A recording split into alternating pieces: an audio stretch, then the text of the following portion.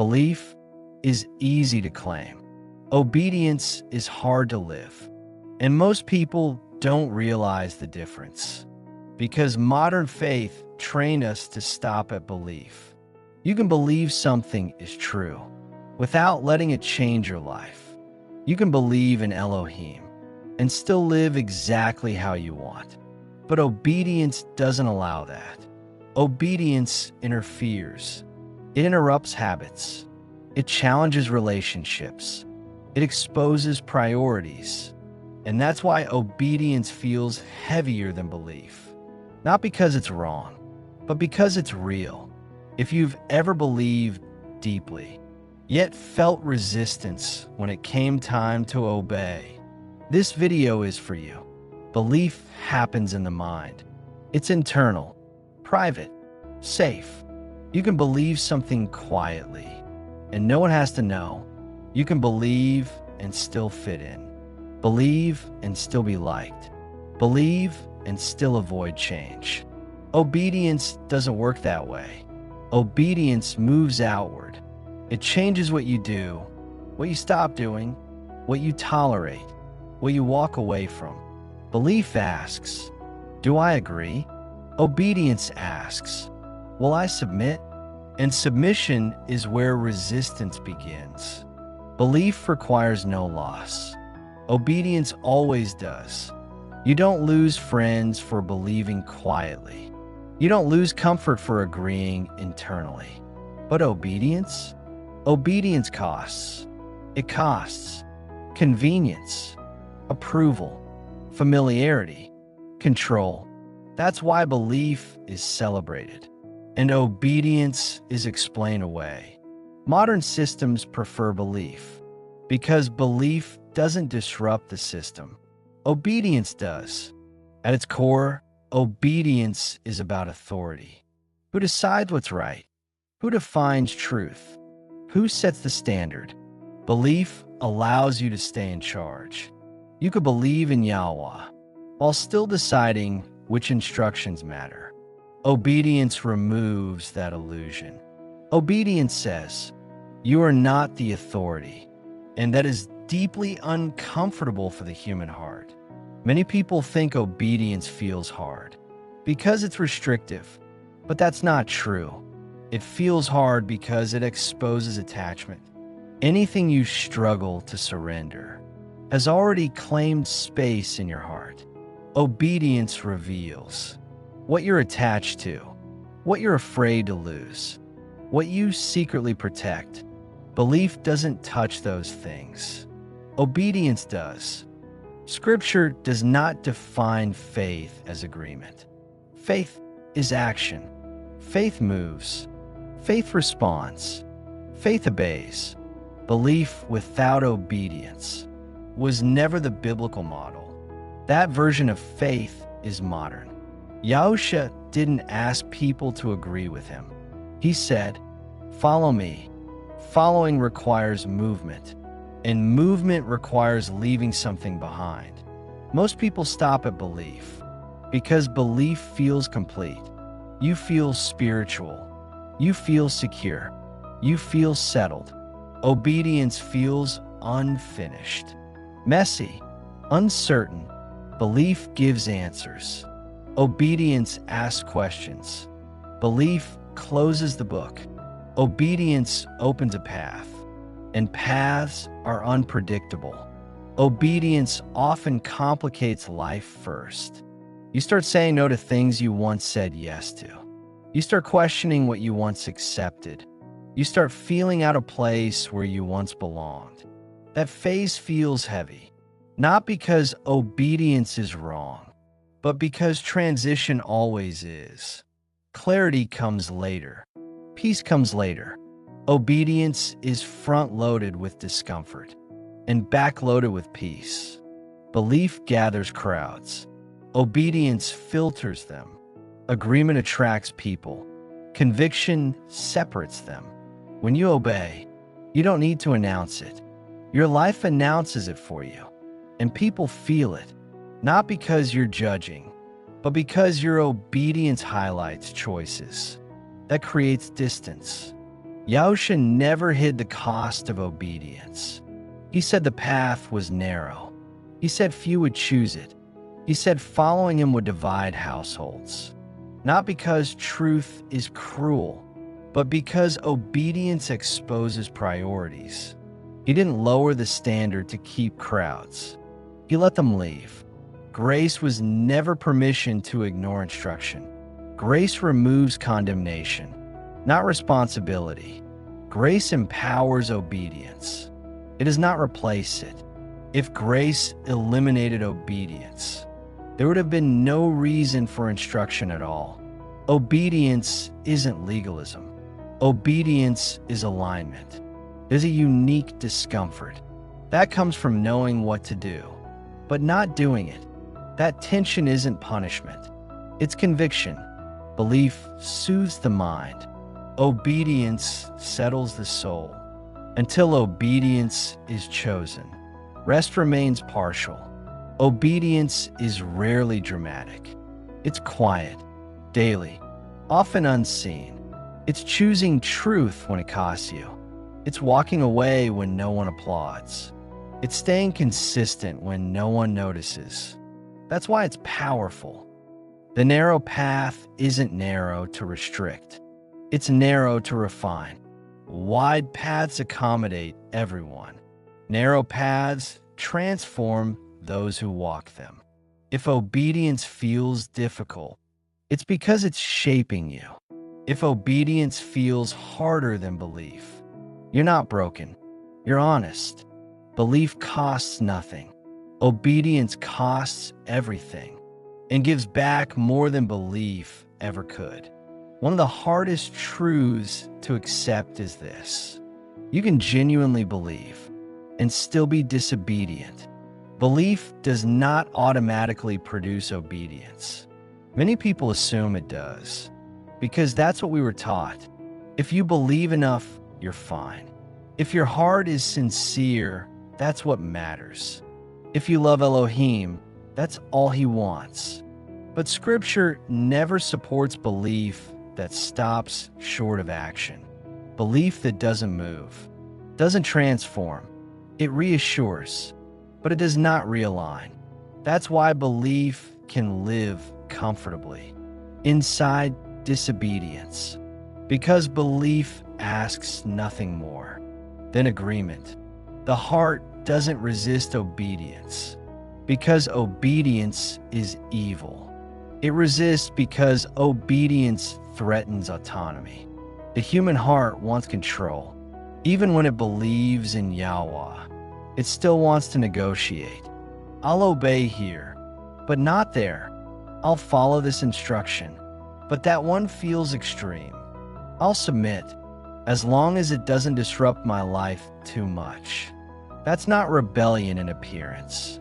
It's subtle resistance, and it's far more dangerous because it feels reasonable. Belief says, I accept that Yahuah is true. Obedience says, I trust Yahuah more than myself. That difference matters because trust is tested. When obedience doesn't make sense, when instruction feels inconvenient, when obedience feels risky, when outcomes are uncertain, belief thrives on clarity. Obedience thrives on trust, and trust always requires letting go. Many people fear obedience because they think it means losing themselves, their personality, their desires, their identity.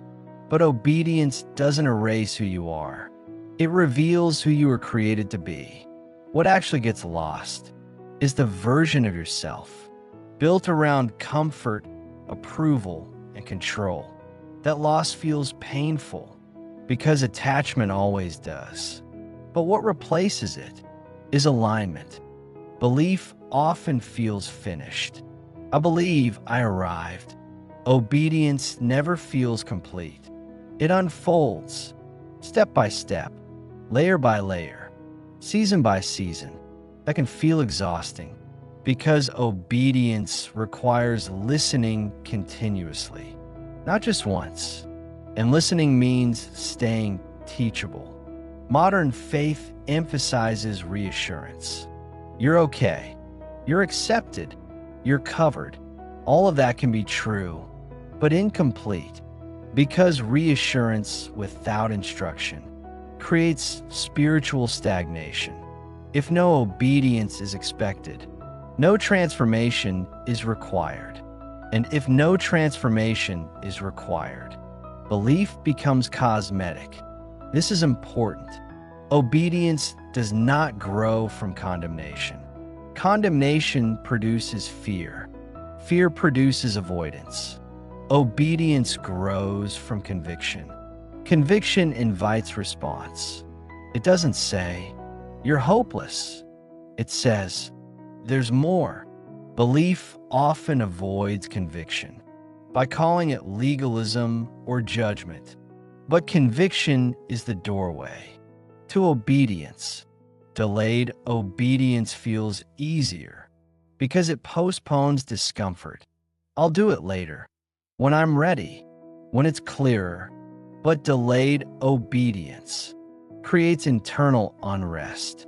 You feel it in quiet moments, in prayer, in reflection, because partial surrender creates inner conflict. Peace doesn't come from believing harder. It comes from obeying fully. Obedience often challenges identity. Not who you are, but who you've been seen as. The reliable one, the agreeable one, the one who fits in. When obedience leads you to different choices, those identities are threatened, and people react, not always with anger, sometimes with confusion, sometimes with distance. That's where loneliness enters. Obedience is frequently misinterpreted as judgment, self-righteousness, extremism, not because it is those things, but because it highlights contrast. When someone obeys, it silently asks a question: what do I do with this? And many respond by dismissing obedience instead of examining themselves. Belief rarely triggers fear of man. Obedience does, because obedience is visible. People may not know what you believe, but they notice what you do. And when your actions change, it disrupts expectations.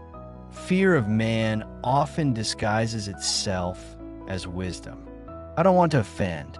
I don't want to be misunderstood. I don't want to cause division. But obedience sometimes does all three. Not intentionally, but inevitably. Yahuah rarely reveals everything at once, because full exposure would overwhelm us. Obedience is revealed progressively. As you obey what you know, more becomes clear. As you resist, clarity stalls. Belief alone doesn't unlock deeper understanding. Obedience does. Many wait to obey until they feel ready. But readiness is not a prerequisite. Willingness is. Most obedience begins with, "I don't fully understand this, but I will trust you." That's where growth happens. Obedience often feels restrictive at first, because you're aware of what you're giving up. Freedom comes later, when you realize what you were actually carrying. The weight wasn't obedience. It was resistance. Belief can coexist with contradiction. Obedience cannot. When your actions align with truth, something settles internally. Your thoughts match your values. Your choices match your convictions. That coherence produces peace. Not excitement, not hype. Peace. Because obedience isn't marketable. It doesn't promise ease. It doesn't attract crowds. It doesn't offer shortcuts. It asks for everything. And that makes people uncomfortable. If obedience feels exhausting, you're not failing. You're in the process. Belief begins the journey. Obedience sustains it. And the discomfort you feel is not punishment. It's transformation. Most resistance to obedience isn't rebellion. It's fear.